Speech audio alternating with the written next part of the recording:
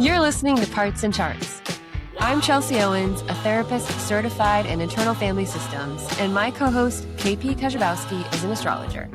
We're testing the theory that IFS and astrology are mapping the same inner territory. Every episode, we put that to the test. Glad you're here. Welcome back, Lisa! Hello, thank you for having me. She's back again. She's an adjunct faculty now on the Parts and Charts podcast. So we're so glad to have you back. And we're going to talk about the moon again. And Lisa has a really cool workshop upcoming. So we want to give a little shout out promo to Lisa's workshop that's coming up. When is that? Next week? It's Sunday, June 14th. Yes. Okay. Or 2 Coming weekends away. Yes. Okay. So we'll put this out before that comes out. Yeah. Okay, awesome. Thank you. Do you want to talk about what the workshop is called and what you're going to do in it? Sure, yeah. Okay, I'm very excited about this. It is called Feed Your Moon, and we're going to super deep dive into all things moon, which obviously we're going to do right now a little bit in this episode as well. Thank you for having me. But yeah, the moon, I also say the moon is a therapy gold mine because the moon shows so much juicy stuff for you to better understand your internal emotional world. And so we're going to get into some things like how the moon can show you what some of your core needs are, specifically in relationships, which we're going to talk about today. It can show you how you best process emotions. Also, it's going to show you, this is where it gets juicy shadow work stuff. It's going to show you some of your oldest coping mechanisms and how some of that stuff might be sabotaging your life or relationships. And then I would say the Feed Your Moon. Also, your moon is really going to show you what is your unique self-care energy. What do you need to take care of yourself? And it's different for everyone based on the sign and the house and also whatever's aspecting your moon. Because that's a big thing too. Is what are the conditions of your moon, right? Yeah. How much are you able to access your emotions and your internal world? So if you're interested in the moon, come join, especially from a therapist perspective. Yeah. To just really understand how valuable it is to learn about your moon and really learn how to have a healthy relationship with it. That's my goal for folks. I love that. I do think if all you do in this world, in this lifetime is contemplate your moon placement, you're doing enough. You're doing well enough because like you said, it's a gold mine. Yeah. I agree. The moon is the juice of it all. Yeah. Do you feel like you discovered that more through all of your astrotherapy work? Is that one thing that you've kind of, or a theme or a pattern that you saw with clients too? Yeah, I would say so. I mean, it's definitely the first thing I will look at in somebody's chart to get a better sense of their emotional realm or how much access they have to their emotions or what their beliefs are around their emotions. Yeah. Yeah. For sure. Yeah. Again, if you just looked at the moon, you could explore a lot with a person. So yeah, here we are. Moon combo. Let's jump in. I kind of want to be the Capricorn rising right now because I have been thinking a lot about where the moon is placed in your chart and how as a young person and throughout your whole life, but as a young person, that's usually what you develop first in your lifetime. Because like you said earlier, the moon is where you cope with things more naturally. And I was thinking about people in my tarot book club. All of us have moons in different houses. And I can see how they're just super strong in a part of their life because that's where their moon is. Chelsea, you have your moon in your first house and you are just so independent and you really know who you are. And the more I get to know you and hear about your youth, that's that was you. And I'm a 7th house moon and I am very much I was the best friend kid. I was the boyfriend kid when I was 11, I was, and I'm married technically, or not technically. Got married when you were 15. Yeah. I was 30, or 29, but yeah. And I talk about that all the time. But I met my husband, I would say very young at 25. So yeah. So where your moon is placed in the 12th, do you feel like that tracks for you? Yeah, for sure. Again, it's the moon can get I love how you're saying that. Yeah, kind of clues around childhood vibes or how you came into this world. Yeah, it definitely tracks with me around, like, definitely when I was younger. Actually, you know what's funny to say? Me having a 12th house moon is totally why I became a therapist. You know what I mean? I remember reading in an old journal once that I thought that I had like invented crying because it was like so not modeled in my household. Oh, Like, people were never showing their emotions or they were privately. So like I would be very private with my emotions, which is a very mhm, moon in the 12th house kind of thing. Yeah. And I think it also really helped me cultivate a deep connection with myself. But like really, like I also used to joke, it's me and Lisa, like just me and Lisa, like me Yeah. in my own head, me and my own emotions, like very privately in my own little corner. mhm, So yeah, I think it makes sense that my moon is there. Yeah. mhm. Another example I have is that my husband has a moon in the 10th house. It's Mm. conjunct my sun too, which is very interesting that might come up later, but he Oh, is very much he's always cultivated his, like, work ethic or, like, what he wants to make in this world, and since he yeah, was a child, he knew he wanted to be a filmmaker, which I think yeah. is, like, just doesn't make sense to me, like, you knew he wanted to be a filmmaker, not just, like, a person making films. It's like, no. Like, so his career is where he Mhm, developed always, but definitely in his youth, so that makes mhm. Wow. Okay. That's like the most beautiful segue to what I think we're talking about today about the moon sign. Let's stick with the moon sign just for now. Actually, no, no, the house is involved in this story. Like that Libra moon, 10th house, is that what you're saying? yeah, The moon can show you what is a core need that you cannot neglect. That's why I say you yeah, have to feed your uh, it's Mhm, so important for your emotional well-being to make sure you honor that energy, that your relationships honor that energy, or that even your life big picture does, right? And so it sounds like from what you're saying, your partner, the Libra part, there's this like deep need to be creative, right? yes, The Venusian part of the Libra moon. And then the 10th house part of it being like, this is my work or this is what I'm putting out, like something almost like tangible to share with the world. And that yeah, feeds his moon. That's so cool that mm, he's yeah. doing it. He's doing it. And about the relationship part too is like in our vows, we wrote like cultivating our artistic career or like our artistic sense wow. was like in our Yeah. vows. Yeah. Almost like 80% of the vows had to do with like like keeping the fire going with our art. Wow. And I think that was really important for him to hear, but for me it's super important for other reasons, maybe not moon related. That is like so important to how we work. And if there's any moment where he needs to go make a movie, I'm like, fuck yeah, go away for 30 days and make a movie. Like this is so Oh, important to you and me. Like I really understand it as someone who's produced his movies too. Like yeah. it's hard work and it's so Mhm. fulfilling, you know? Wow.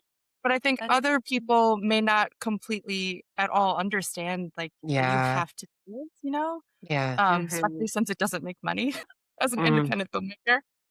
yeah, totally. But you are you're naming already the another topic we were gonna name, right? Like the Yeah, synastry with people's yeah, moons. Or actually, okay, so it's your sun and his moon, right? yeah, But because we were joking earlier that honestly the secret love language that's missing is like knowing the people in your life moon sign. Okay. yeah, Mhm, Like that's the love language, right? Because it is. I mean, think about it. Let's like take out the astro. It's just like, what is your partner? It doesn't have to be romantic, by the way. It could be family, it could be mhm. kids, it could be your best friend, it could be coworkers, right? yeah, Mhm, Like if you can understand somebody's moon, then you can understand what is so deeply important to them. What mm, do they need to prioritize, and how can you respect that? For you, it's nice because it's goes goes well together with your Libra energy, but like it might not. The moon energy might not go well together, right? And it yeah, might cause mhm, tension, right? yeah. Like it might be square or opposed or whatever. mhm, Thinking about So it's a children love. too. Yeah, mhm. You don't totally. get Yeah. to choose your child's moon sign most of the No. time. Some people might be 100%. able to. Yeah, Yeah. yeah, Especially knowing children's moon signs for parenting to understand, like, oh, this is how Yeah. kiddo processes things, or this is Oh, like, yeah, a deep need that they need for safety and security, yeah. right? right. Mhm. Yeah. Especially as you're like modeling for them how to take care of themselves. Mhm. Yeah. And Yeah, respecting how they do it, right? Which is not always healthy. I do want to like put that disclaimer. especially as I've been preparing this webinar on the moon, I'm like, oh, this is tricky. There's like a fine line between like what you need to do to feed your moon, and then also it can cross over into like too much. Like you Yes. have to be careful, right? Because again, I'm saying it can show you a core need of what you Yeah. need, like for for example, in relationships. But also it can show you the sign, especially like something that you might do that sabotages, like those protective mechanisms, right? Which Oh is yeah. where the parts work come in. Yeah. Like, so, like, there's definitely the aspect of maybe kind of like overindulgence. Is that what you mean? Like, kind of the Yeah. need, Or but like, then taking it to an extreme? yeah. Well, and I'd love to hear it in your language. Like, let's do an example. I don't know what, Yeah. like, I mean, I always use the Taurus moon, right? Okay. Because I have a Taurus moon. It's like the easiest one for me. You know, like one way that I might need to feed my moon is by like, what I want to say, resting and, you know, downtime and like staying home and, Yeah. you know, things like that. But then like the shadow side of that can be like, but you can't do that forever. Like you do need to make sure that you're also moving forward, right? Yeah. I'm trying to think of like how to bring that into relationship actually. Well, I mean, yeah, this is something that I always notice. I don't see couples. I rarely see couples, but so with my individuals and who are like working with an issue within their couple, but just, individually, which is tough. Although also, I think that this can be tricky, like when I hear someone, kind of wondering if they're too needy, like worrying that, yeah, that they have all these needs and their partners saying that they can't meet them or isn't meeting them, right? And then they're kind of reflecting like, is it me? Am I being too much? Like, and I don't know. Are they meeting their own needs, or is their partner not meeting some needs for them too? Like, is it both? We Mhm. have to take care of ourselves, of course, and meet our own needs. Like, you are your primary caregiver first, and your Yeah. partner or partners are your secondary caregivers. But it's hard, right? When you're with another person, like, what is their responsibility to meet and what is yours? Like, I think a lot of it is our own, right?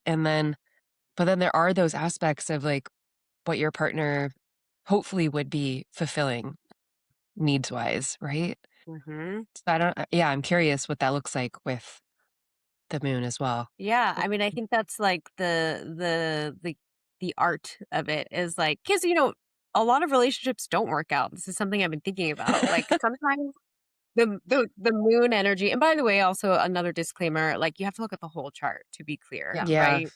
yeah, So many parts are playing into this. We're just zooming in on the moon. So like right. don't Yeah, freak out for whoever's listening if it feels totally, really paradoxical because like you might have a totally. Taurus moon, but then you might have like a Venus Sag, you know, which are Yeah. really different energies Mhm. that are both real, right? So, you know, I think sometimes you know, if you think of like a prior relationship where it didn't work out or something, and it's like, oh, what need was not being met there? Like, what was Yeah, that? Like, is it related to the moon? Maybe yeah, there wasn't compatibility with the other person's deepest core needs, right? Especially if you think about like attachment styles, right? Yeah. yeah, Like if somebody has a Sag moon, which needs like a lot of freedom and yeah, independence, let's say, and they're dating somebody who has a Cancer moon who really wants that safety and security and a little bit of the merging, like that might be a tough combo. Am I saying you can't do it? No. It's Yeah. possible. No, that's why it's like again that love language of respecting each other. Like mhm, maybe that Sag moon person has to work a little bit to not like retreat so much or escape, you know, because yeah. that's classic Sag moon in like a shadow Mhm. sense, Uh, and honor that Cancer moon's person's need for like a deep intimacy or merging or that security. And then Mhm. that Cancer moon person would have to really work to understand, like, oh, also my partner or friend or child, whoever, also needs to go away sometimes and like needs to feel that freedom as well. So it's yeah, really, I think it takes yeah, work, right? yeah, Yeah. mm, Yeah. That said, incompatible moons on that kind of like that level, you can always find some common ground. And mm. like it's hard to find common ground between the archetype of Sagittarius and Cancer. Like that's Really? real. But I do think that there's common ground with that they're always changing in some Mm, way, or they're always, like, they can put their mentality, or they have high empathy for other people mm, in very different ways. So, like, so mm, if you are if whoever's listening to this, you're in a relationship with someone who has a Cancer moon and you have Sagittarius moon, like, that's where you can make that stronger. It's like you're mhm, always changing together, and that can feel maybe yeah, I'm so like, this all said, everyone can work together as long as you have the knowledge, mm.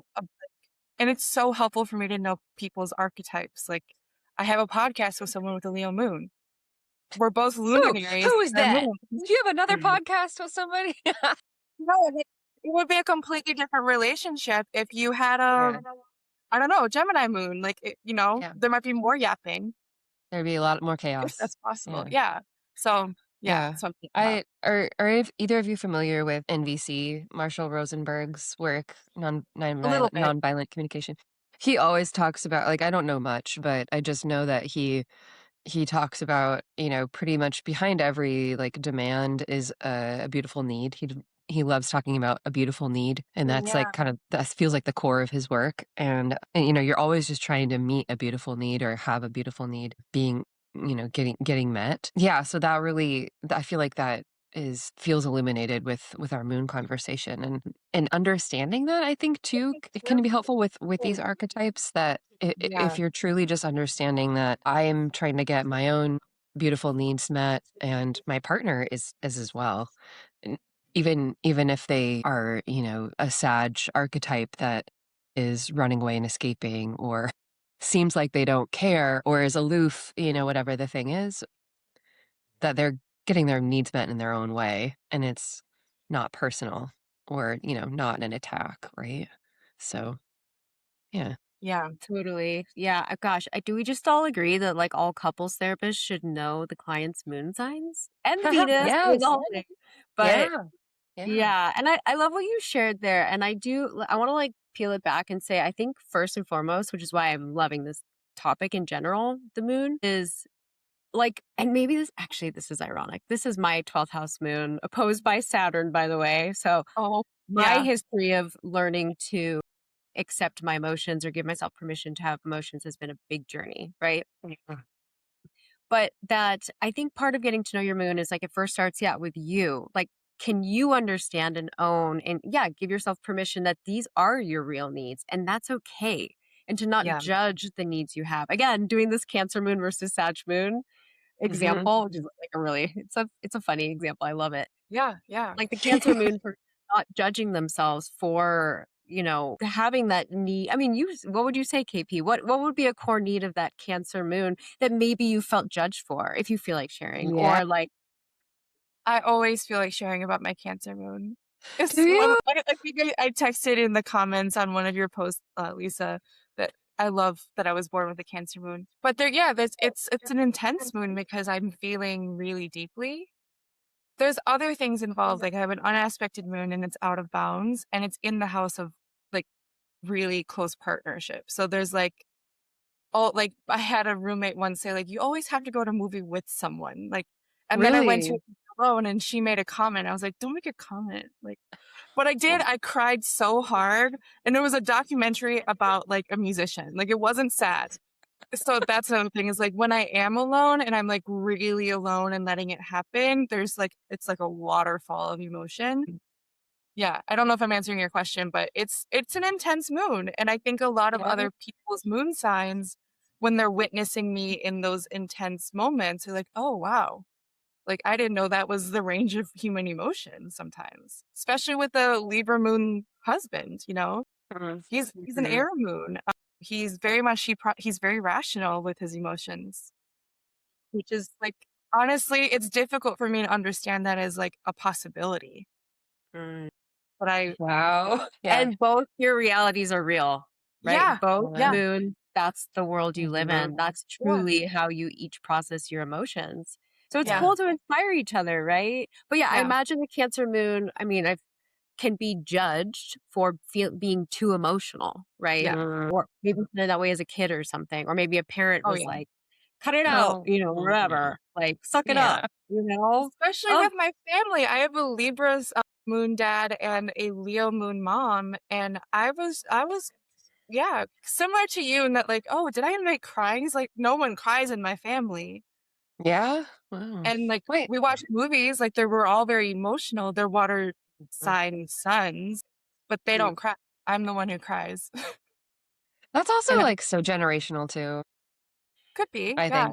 think. Like, I don't know many people our parents' age people who are emotive. yeah. That just wasn't a norm in in families, I think. That's But yeah, your that's real. mom's also so your mom and I are both Cancer suns, Leo moons. Hmm. What's her rising? You wanna share? Gemini. Oh, okay.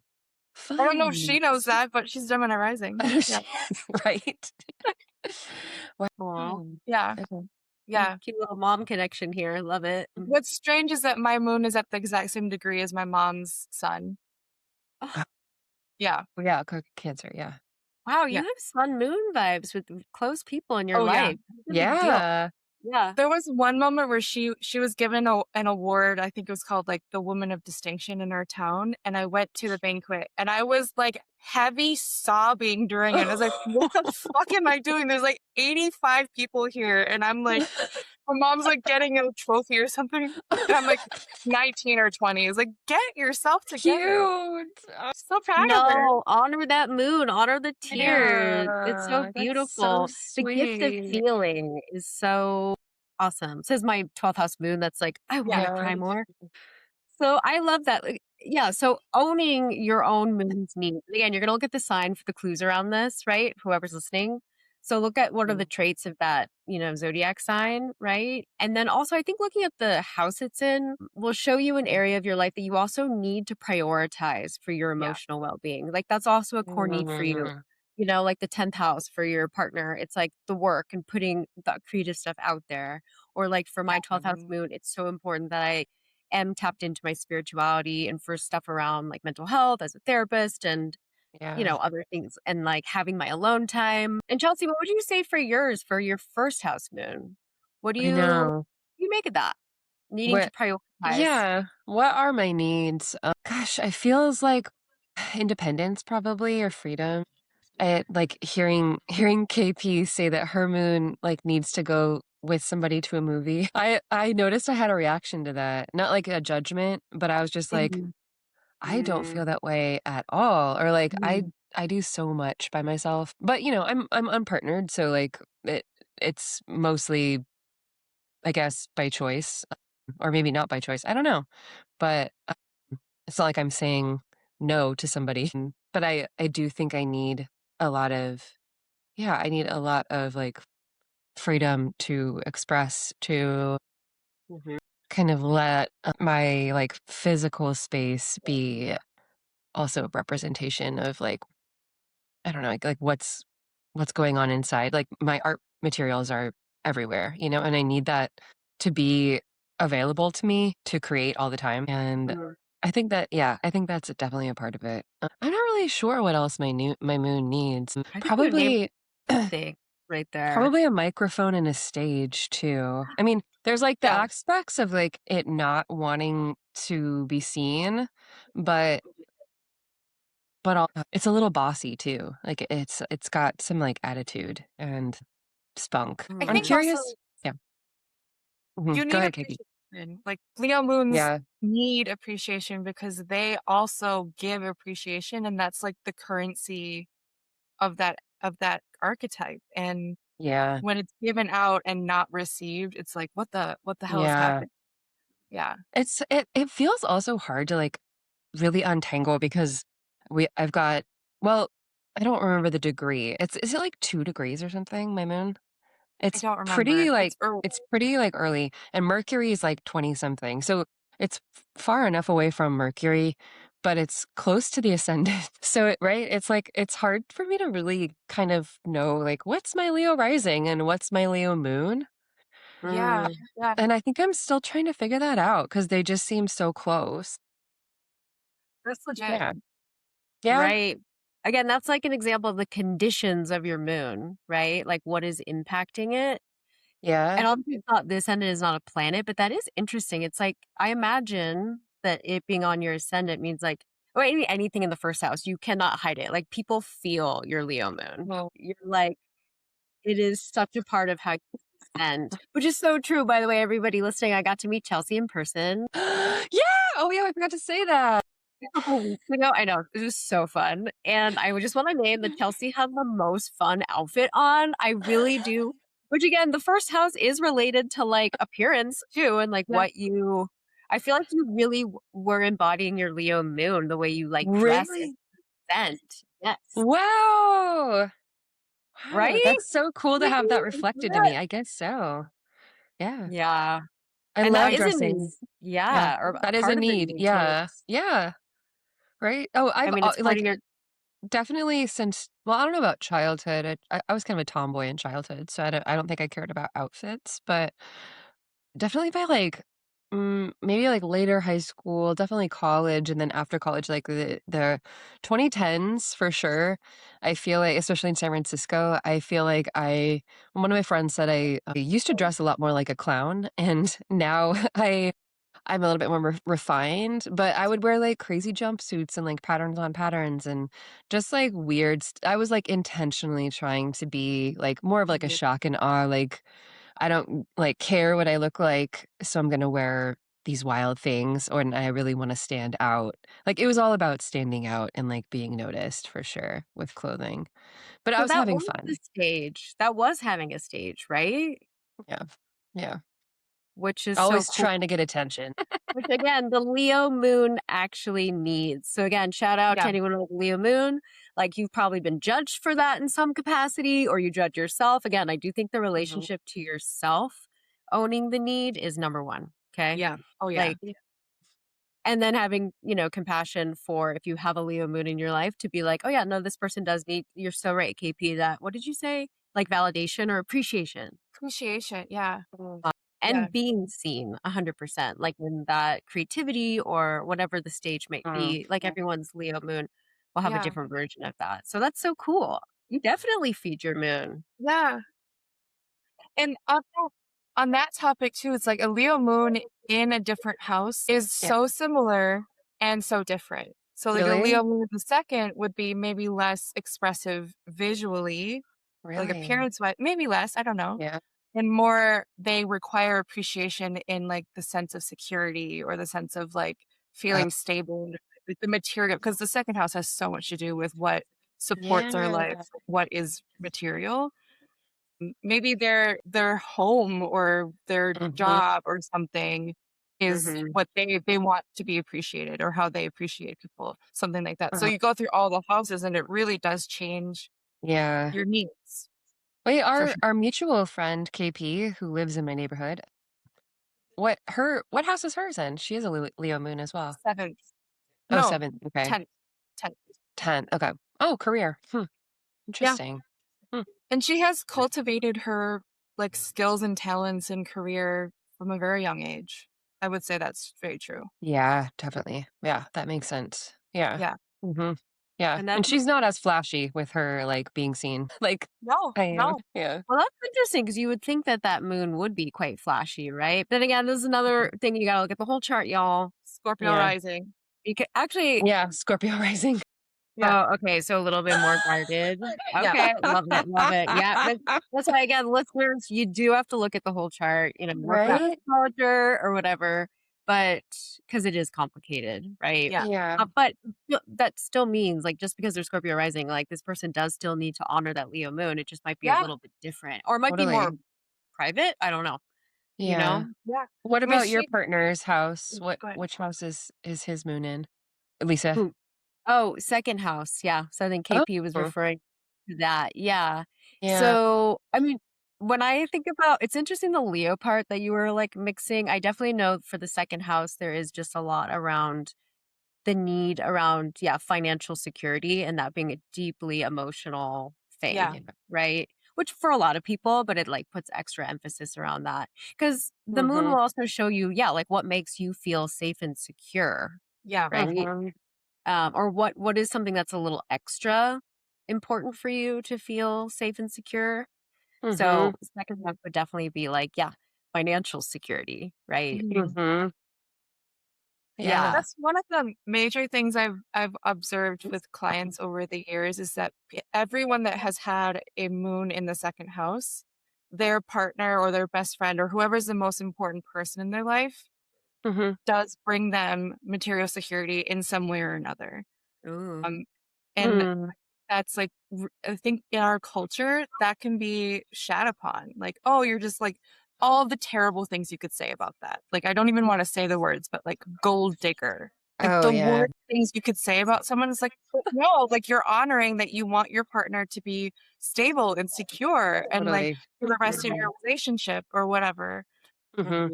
That's what I've Yeah. observed for sure is a second husband loves that.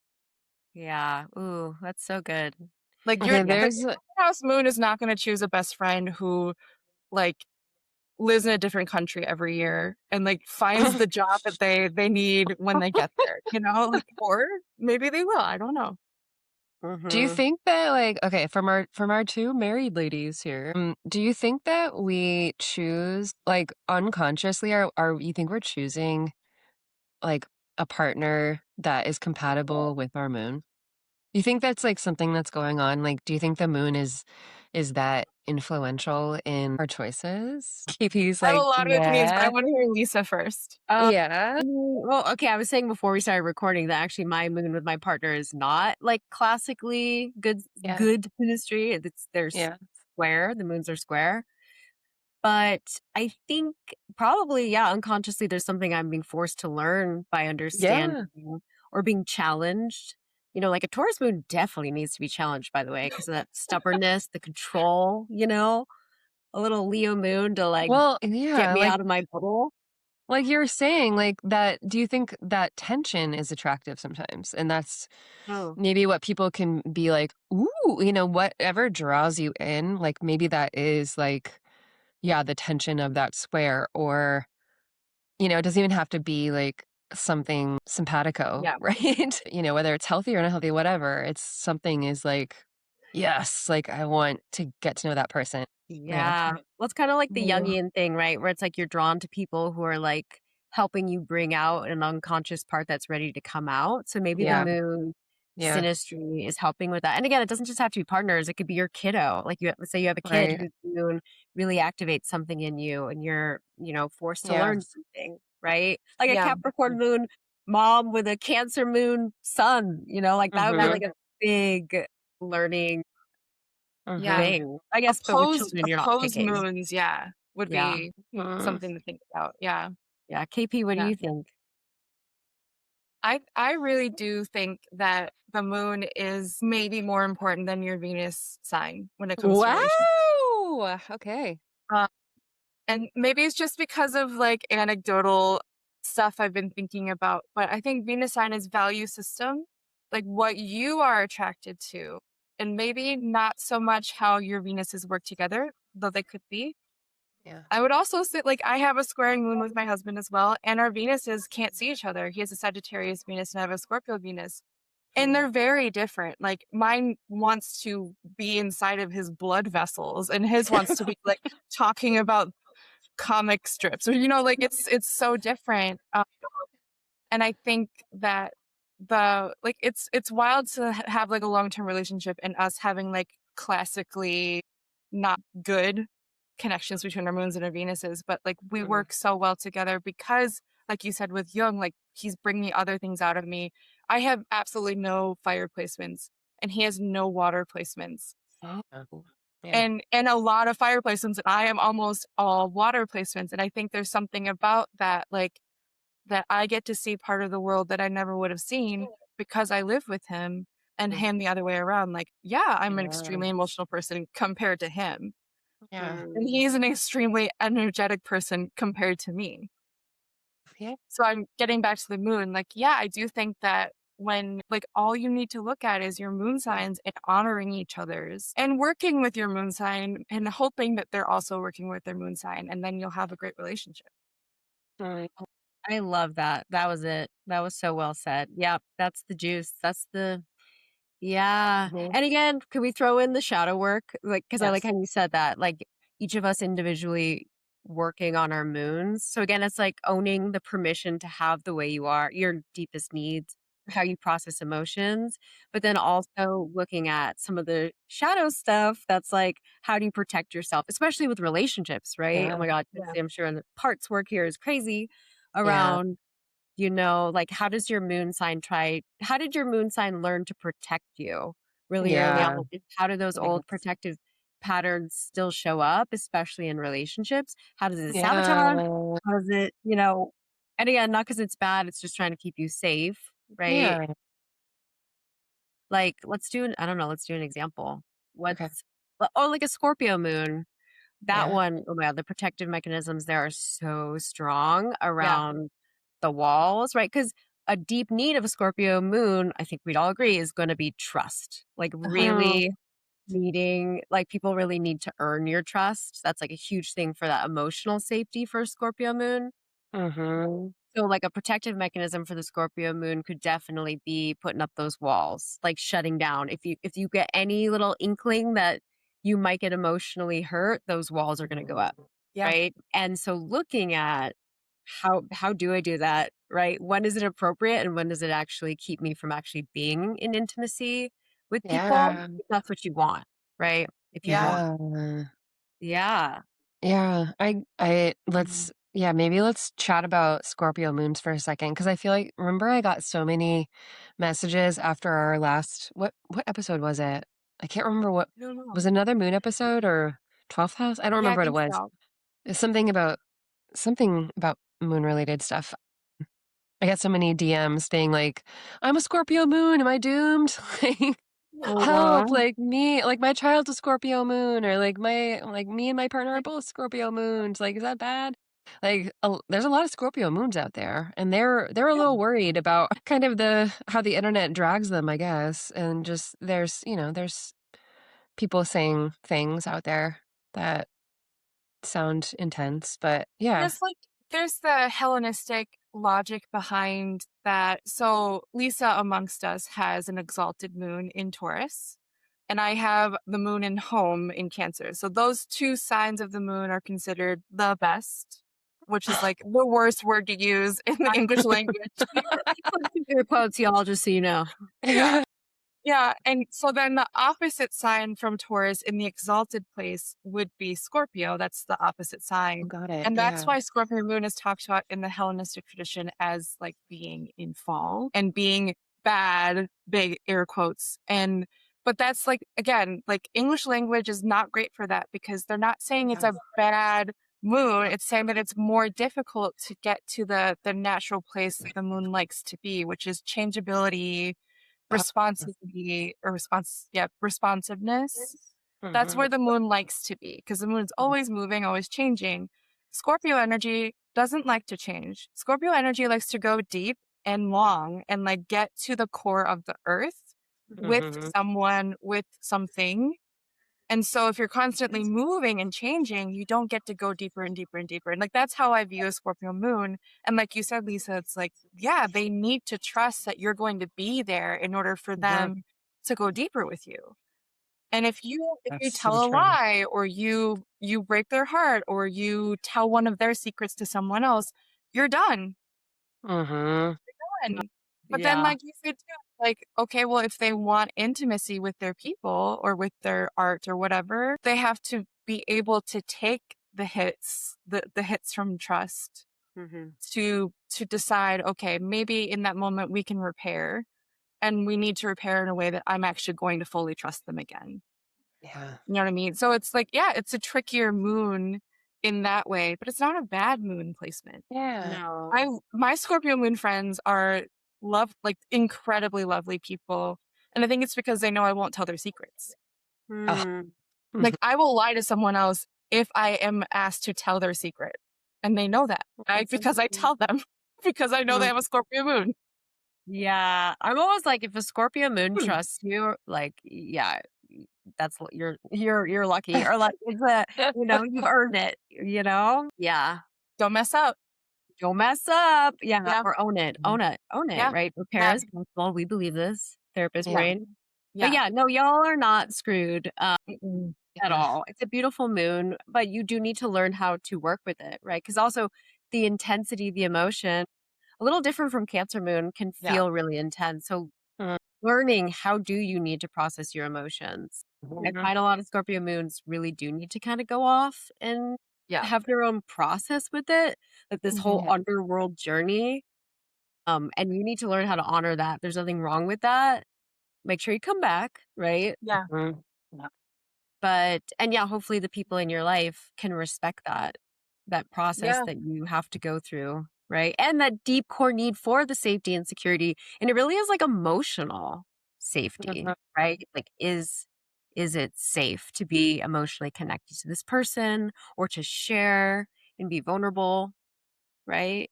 Yeah. That's a Mhm. real need, and there's nothing wrong with that. But Yeah. being Mhm. aware of any extreme protective parts that might be getting in the way of you getting to, like, I don't know, fully live your life or fully be in connection. Mhm. I think Mhm. also it helps to know the planet that rules your moon sign. So Yes. Lisa has a Venusian moon. I have a moon, and Chelsea has a sun moon. Sun. But Scorpio moons and Aries moons are ruled by Mars, which really, it's supportive to lean into the Martian energy. It's like it's supportive to box. It's supportive to like punch something. It's supportive to break something or whatever the Martian energy is in your life, like stabbing a canvas if that's like your kind of art. Like and like not being afraid of that because a lot of people are afraid of Martian energy in this world. Mm. But if it's used in a way to support your emotional health, like Mhm. it can't be Mhm. bad. I mean, don't kill someone to like support your emotional health. Yeah. Like, yeah. Yeah, Yeah. I love Mhm. that. Yeah, shout out Aries moon. Y'all need to move your bodies to get Oh, some yeah. energy out. Yeah, Mm. if you're not Yeah. moving your body in some way, that energy is gonna explode in some way that's like yeah, Aries moons, I think, have a lot of work. Probably super shamed for that Mars energy. You're so right, especially when young and trying to learn how to manage it. Yeah. Yeah. Shout Yeah. out to Aries moon. Do you want to talk about aspects and conditions? We kind of talked a little bit about it, but is there something that you've observed with aspects to the moon that you want to talk about? Yeah, I mean, okay, I think the first one that always comes up is Saturn with the moon is tough. Okay, y'all. And as a Saturn opposing my moon person, I've alluded to that. Like, I really get it. It's almost like, yeah, I keep using this phrase, like, how much access do you have or how much permission do you give to be in touch with your moon and its needs and your emotional process, Mhm. right? And various parts of your story are going to be why that Saturn is there, right? The inventing crying or whatever. Yeah. But because I think Saturn will restrict your access to like that, the emotional needs or like allowing yourself to feel nourished. Yeah. Yeah. So obviously, a Saturn conjunct the moon is really tough, opposed, square. But I Mhm. actually want to hear y'all's thoughts on what Pluto would do to a moon. Chelsea has a Pluto aspect to her moon. Do Oh, what? what is Is that true? I think that's true. Isn't Pluto in the is it 4th or 5th? Yeah. I believe Or it's squaring your moon. is it a square? Ooh. Mhm. First time hearing that. I don't even know. I probably heard Yeah. that and forgot it. Yeah, I don't how do you think how would you interpret that, KP? I think it's such a personal thing. So I, No, especially with tell Pluto, me about myself. well, especially with Pluto, you never want to put words in someone else's mouth because Pluto Really? is the like what you cannot express in the human conscious language mind. Ooh. Wow. So it's And very so like the unconscious. moon is like what's the closest to us and usually what we're feeling. So like we usually have words for it. Um, Yeah. or at least we know what's happening. Pluto is like really difficult for us to know what is happening because it's like beyond our ability to comprehend it. And that could be like with death and sex and power and things that are considered taboo because we don't really have a way to describe it where most people can understand it in the same room, if that makes sense. Like taboos in Mm. different cultures are difficult to express to the other culture. Yeah. You know what I mean? Um, so I don't want to put words in your mouth, especially because it's a moon aspect. Mm. But there's definitely something with like there's power. Also, it's that private part of your soul, that Mm. fourth house. And so, like, there's the identity house, your moon, that you expressed is like very present, you love to express. And then there's Pluto doing something in your very private spot, always making a connection to that. So does that relate? Hmm. Probably. I'd have to really think about that and meditate on it. I'm sure. I do feel like I can be very private with certain things. So, Yeah. yeah. Yeah. Even yeah, I can really see that showing up like in contrast to all the first house stuff, which is like what everyone sees, but like what is my fourth house? Scorpio. Scorpio? Yeah. Mhm. Hmm. So yeah, there's definitely like the, private box of information of my soul and parts that don't get to see that many people or don't let themselves be seen by others. And it's like really, Yeah. yeah, really tender stuff. Mm, yeah, personal stuff that, Do you yeah. feel like a intense charge around that? Oh, it doesn't feel intense, but maybe there's intensity in like how protective it feels. Like, yeah, it doesn't feel like intense in the way that like, oh, I can't handle this. It just, yeah, maybe it feels like there's just things that I wouldn't share with others or like that's just for me. Yeah. Yeah. And yeah, not like secretive stuff, but just like it just feels like it wouldn't, there's just aspects of like what I don't think other people wouldn't respect or something. Or there's like this belief that like if this is shared, it wouldn't be treated with the same tenderness that I treat it, you know, Yeah. which is, I think, what most people feel about the tenderness within themselves. But yeah, so there's definitely probably some exile energy, maybe. Yeah. But yeah, it doesn't feel intense in that it's like overwhelming for me. Yeah.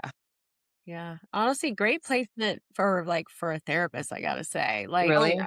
I feel like Pluto with the moon could go a lot of different ways, right? Like it Yeah. really could be kind of unconscious and explosive, or it could be also Yeah. somebody who really can go to really deep places, not only for Hmm. themselves, but to hold it for other people, you know? Yeah. Yeah. Deep Yeah. capacity to Totally. hold hard things. Yeah. Real, Yeah. yeah, the depths. Yeah. Yeah, sounds like you own it. Yeah. Thanks. Lisa, what are other Moon and Pluto things you've seen? Yeah. I don't know. That's why I was like, I mean, I think it is so having to look at the whole chart and also Yeah. to have a conversation with the people a little bit to understand how it shows up. But again, I think there is something about making sure that Pluto energy is conscious versus unconscious would be really Mm, important. Yeah. yeah. Yeah, and definitely the power dynamics. You named that KP, something there about the power dynamics that was like integral to how you formed, I don't know, your emotional landscape. Yeah. Yeah. I don't know if I can share anything else off the top of my head right now, but There's yeah, Pluto. something there's something I've been chewing on. I do like these long research projects in my head. Projects. I have seen some I've been talking to artists specifically recently, and a lot of them have Pluto aspects to major planets, so like their sun, their moon, or their Venus or something like that. And almost everyone that has that says, like, owns that they're a deeply creative person to the point where they don't know where it comes from. And I Mm, do think that Yeah. is Kelsey, like having Yeah. that really strong square between your moon and Pluto is like, yeah, you're a deeply like to the point where it's your identity that you're creative. mm, So that Yeah. I makes you know. Yeah. I think yeah. that's why it can be hard to talk about because Yeah. I'm like, this is just me. Or Yeah. it doesn't even, sometimes it doesn't even feel like it's a characteristic that I have to explain because it just feels, yeah, like this is just what I know. So therefore, does it feel that like unique or something? mm, So when asked like explain how this shows up, I'm like, I don't yeah, I don't really know how to put those things into words because I don't even know if I see them as like unique to me, but they are totally unique to me, but it just also feels so natural, like, I have blonde hair and I have blue eyes. Like, that's what it Yeah. feels like I'm explaining to you.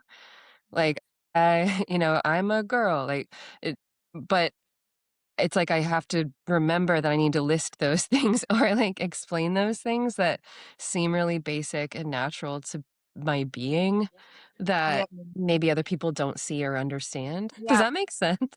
Oh, yeah.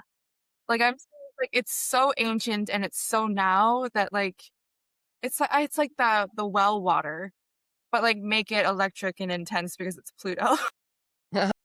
Yeah. Mhm.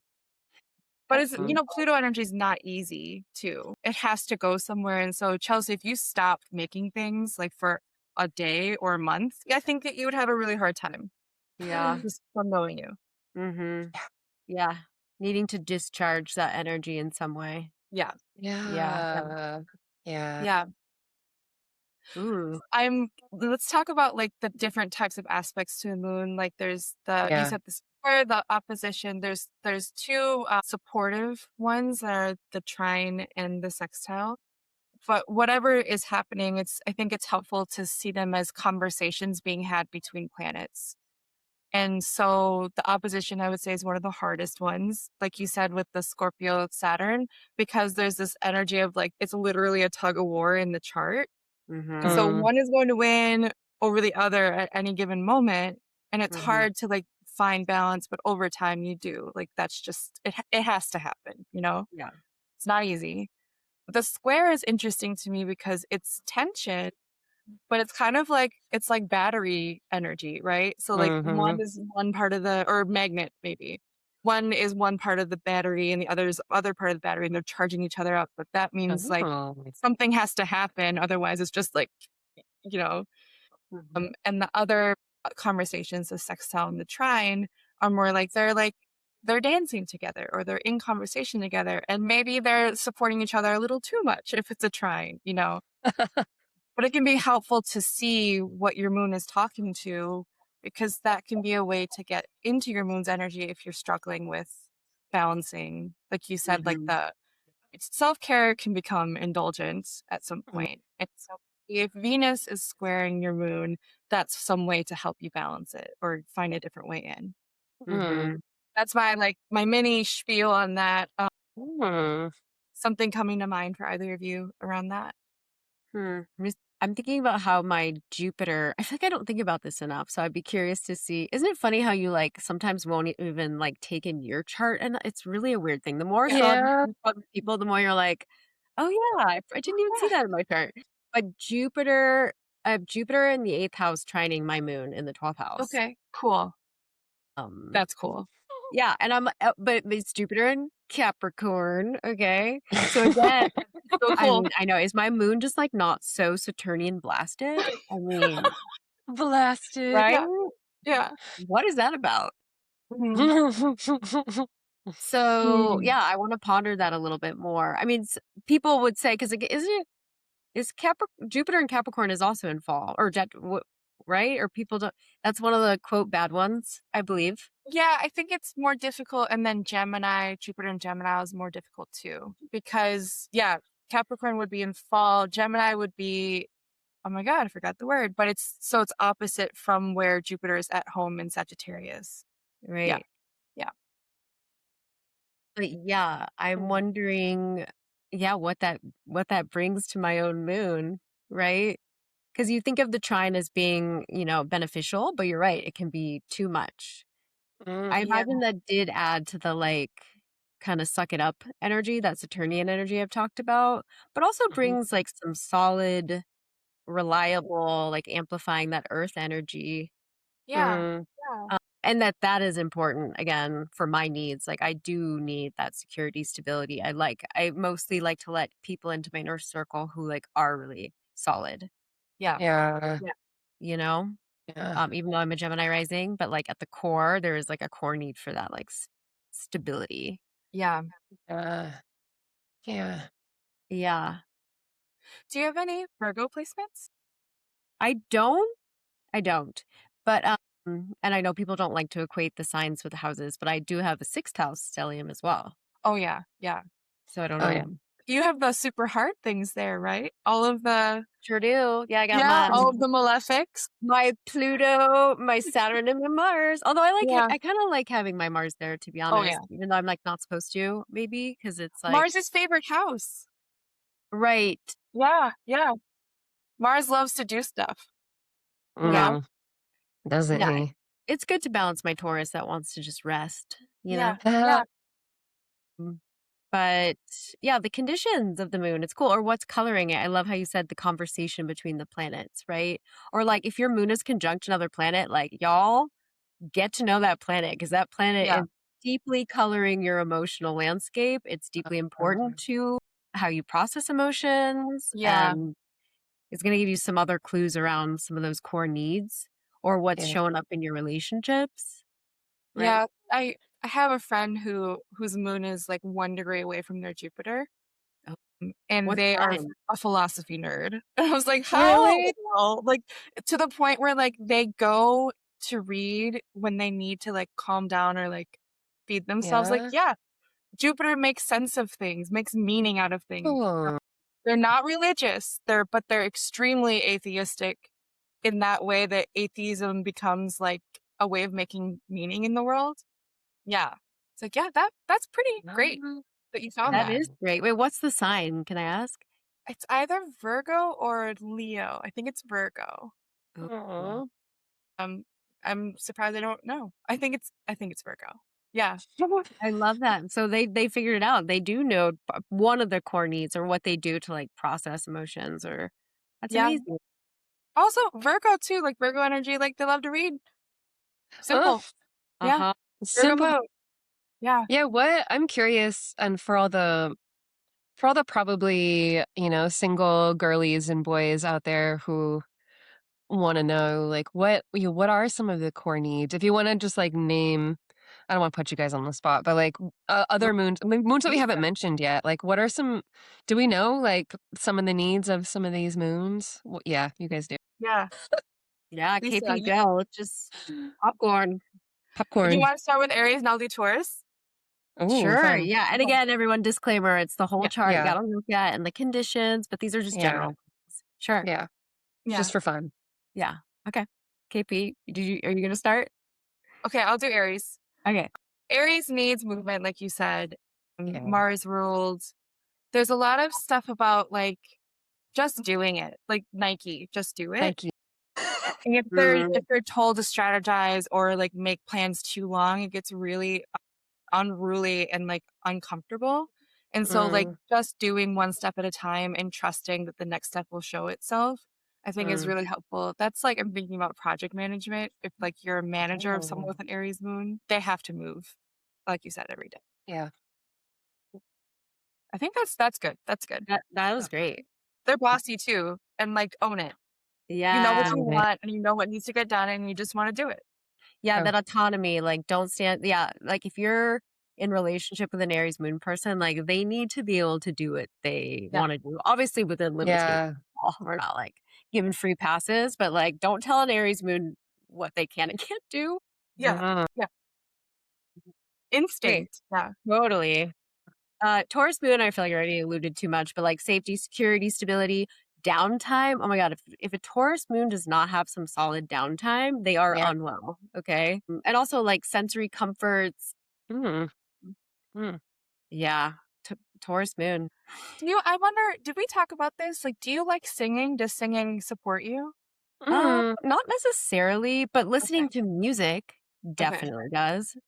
Yeah. So it might not be me who sings, but I mean, music is like essential That's to. because the ancient, like the throat and the voice is connected to the Taurus archetype. So I was curious. I do hum. I feel like that's a thing. Yeah. Yeah, maybe I should sing more. Mhm. You don't need it, maybe. Maybe. Okay, Gemini. Gemini's ruled by Mercury, so learning, yapping, sharing like with language with someone else that gets you what is up. And then also Mm, seeing that other person in a mirror way, like when they are expressing their emotions or their life, you Mhm. can check against yourself. Like, does that feel, so like having someone to bounce off of or something, Mm. it could be a book, it could be a TV show, mm.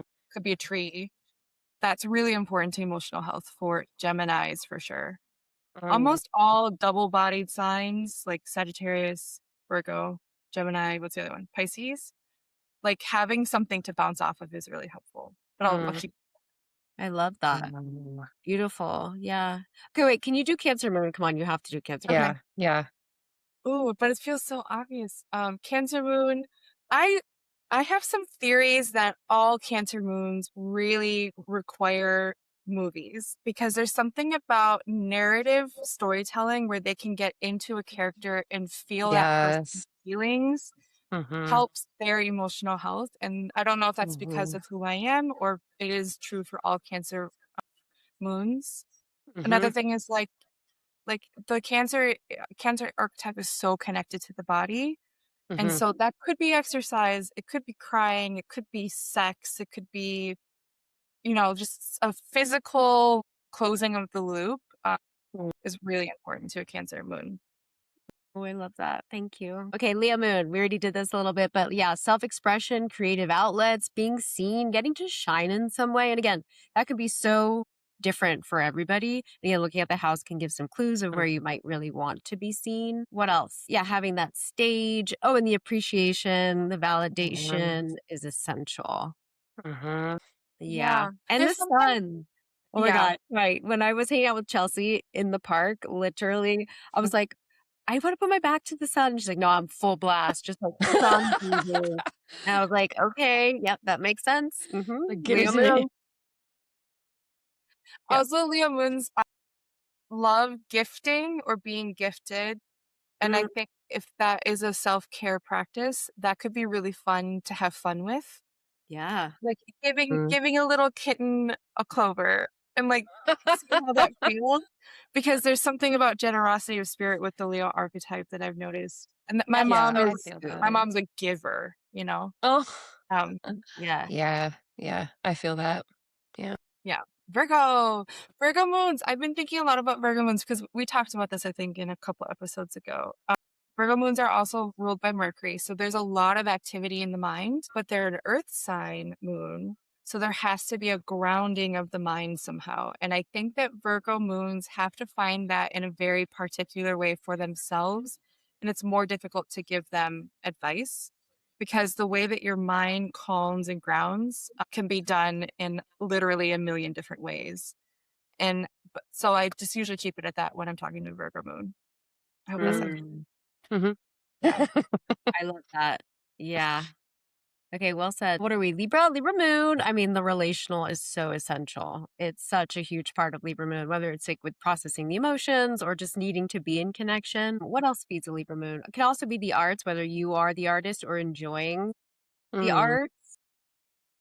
I Mm. also do want to say the like inner activist of a Libra moon too. Can I name this? Ooh, Like yeah. Yeah. that really caring about justice and feeling Yeah, connected to that in some way, whatever, however that comes out, Oh, yeah, yeah. like equality.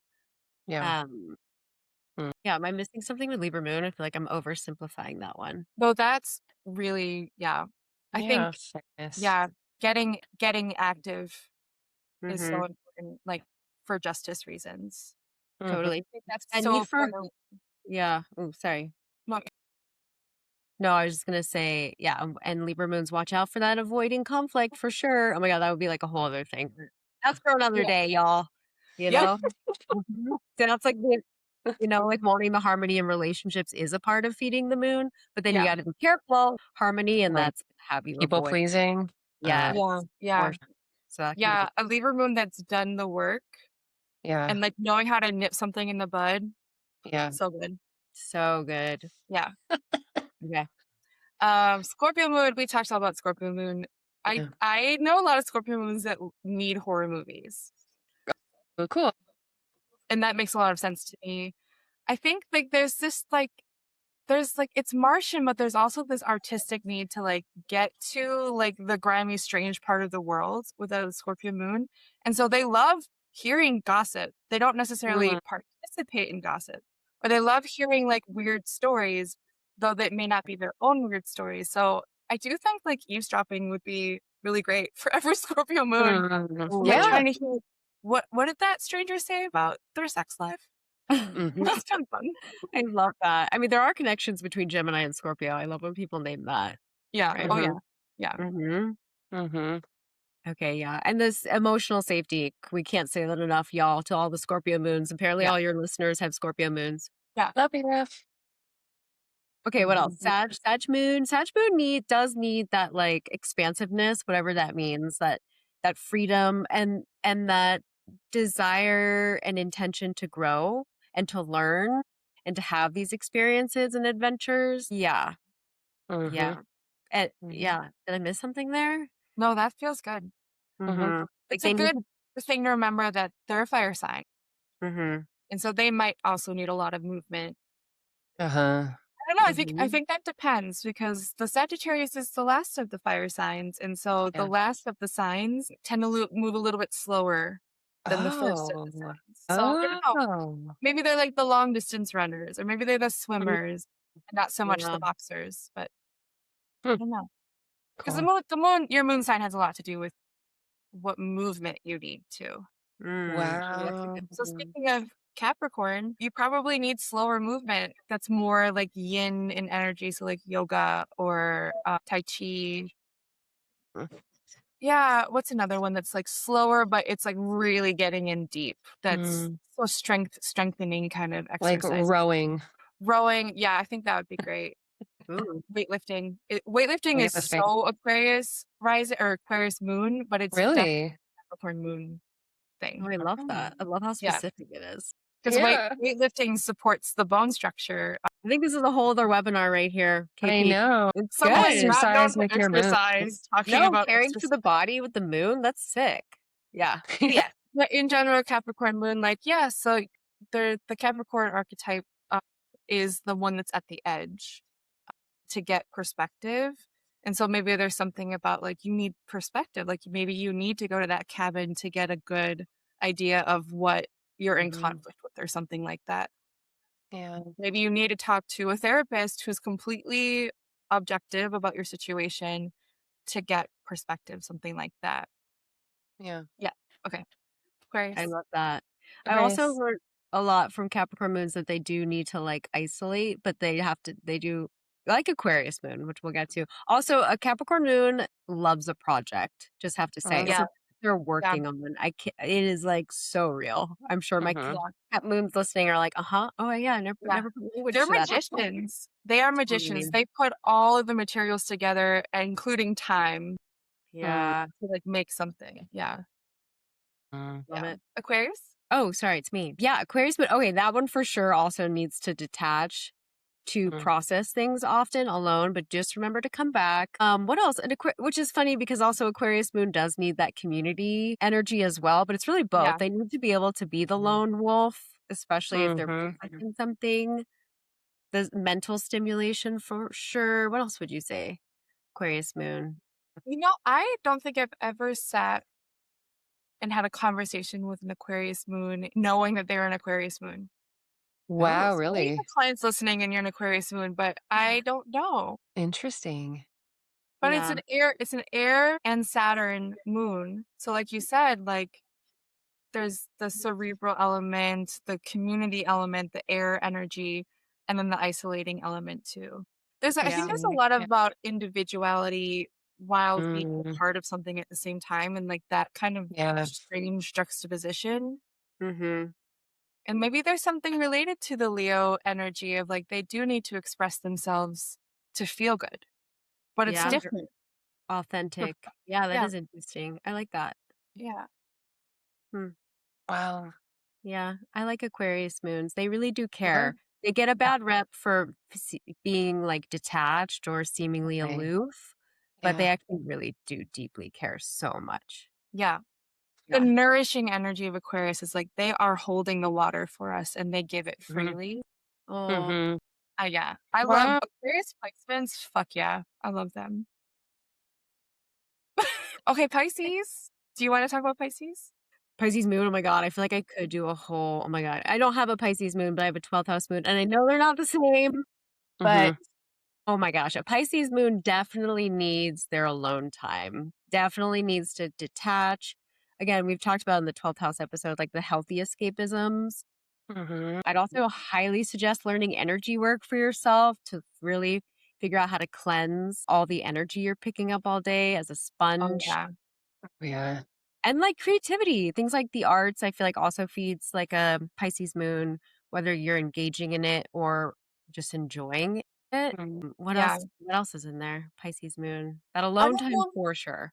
I don't think this Mm. relates to every Pisces moon, but there's that titration caution of like a little bit of sugar. 1 gram of sugar is not going to be the same as 1 gram of sugar for someone who has a different moon for you.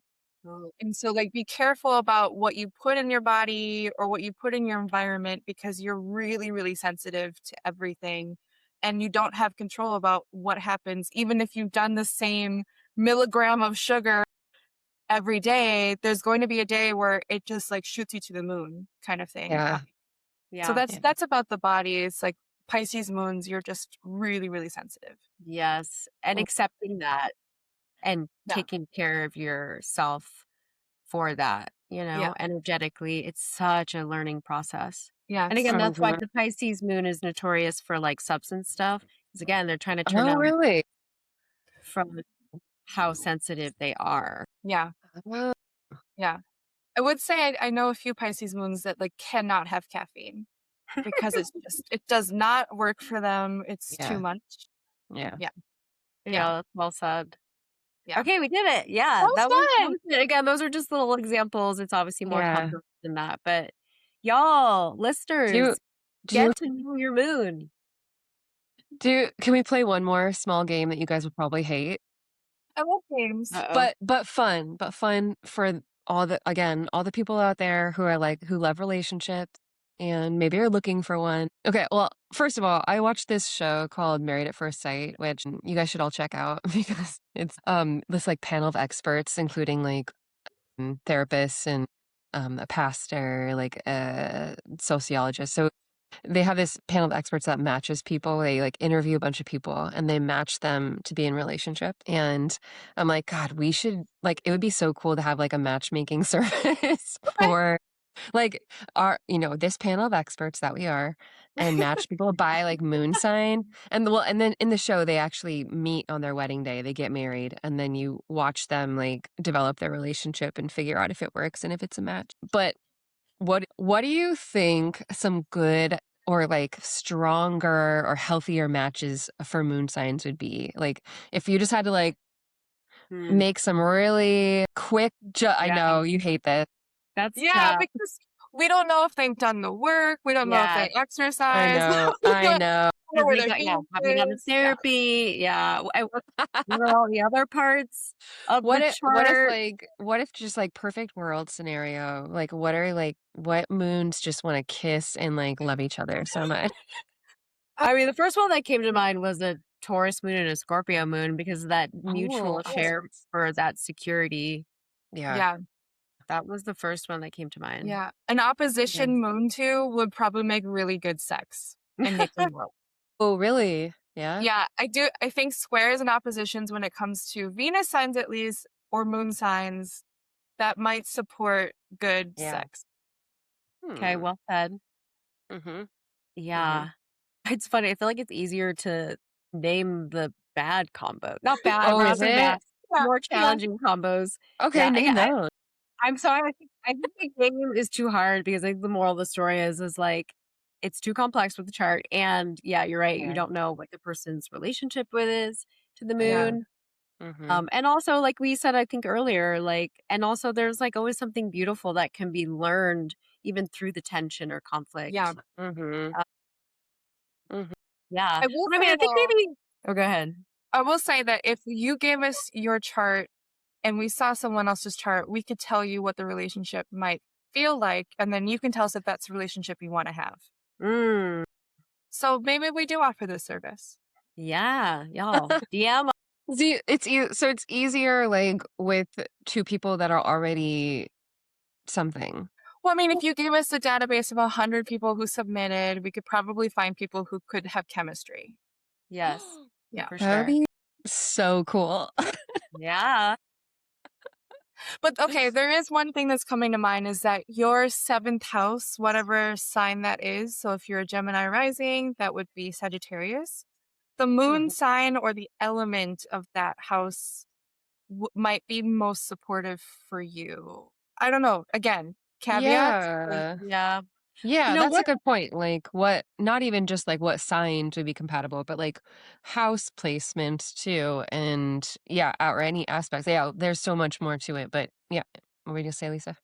I was gonna say maybe a lazy answer is just like, I don't know, what do you think, KP? Same element moons can have a nice time Really? together.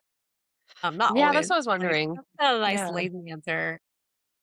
Yeah. Or like how water and earth go well together and fire Yeah. and air, Yeah. but I again, Yeah. would not say true. that earth or water moon signs in my life have been historically like the best friends I've had.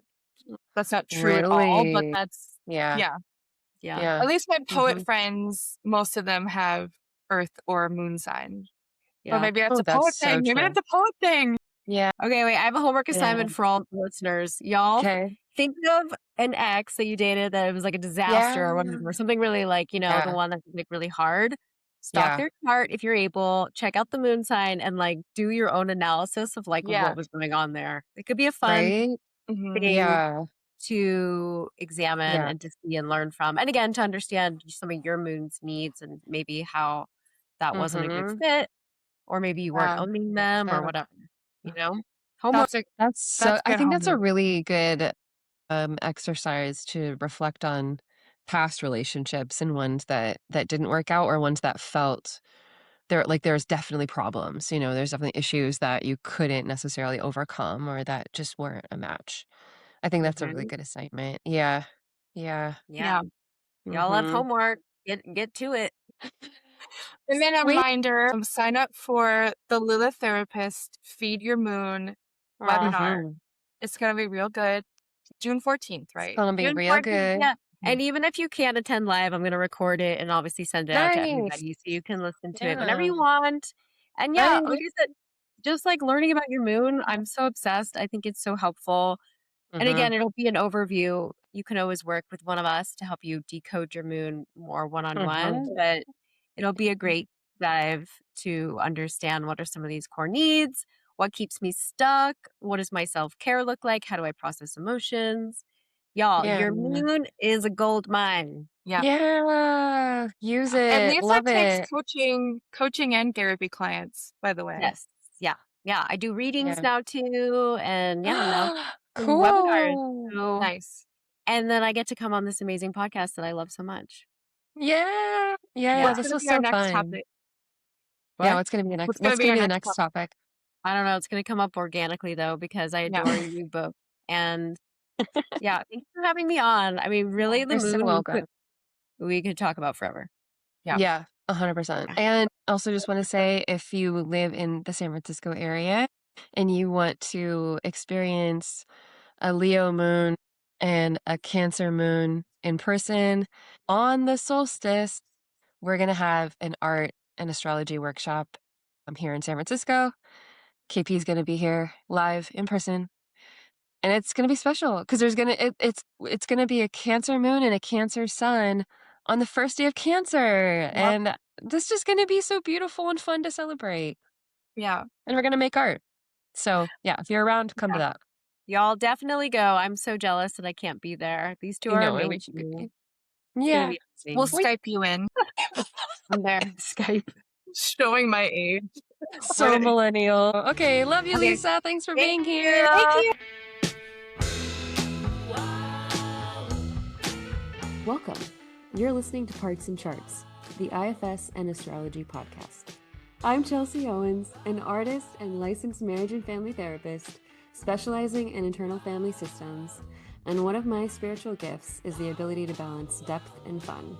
And I'm KP Kashabowski, a poet, filmmaker, and astrologer who seeks pathways to fully loving myself and others, and the language for what is happening underneath the surface. Together, we explore how inner parts and planetary archetypes speak to one another. Whether you're new to IFS or astrology or deep in your own integration practice, we're glad you're here.